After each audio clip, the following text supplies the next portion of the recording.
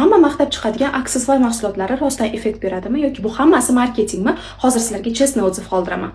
Birinchi bo'lib yuzimizni mana shu penkada yuvib olamiz.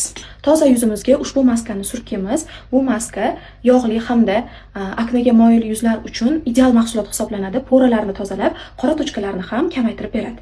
Maskadan keyin yuzimiz qurib qolmasligi uchun mana shu tonerni sepamiz.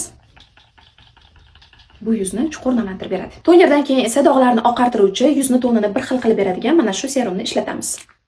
Bilasizlar, hozirgi kunda Xitoy hamma narsani podelkasini chiqaryapti. Koreyskiy mahsulotlarni originalini Zarina Cosmetics'dan olsanglar bo'ladi. Men hamma mahsulotlarni shu magazindan olganman. Pastda profillarni atmetka qilib qo'yaman.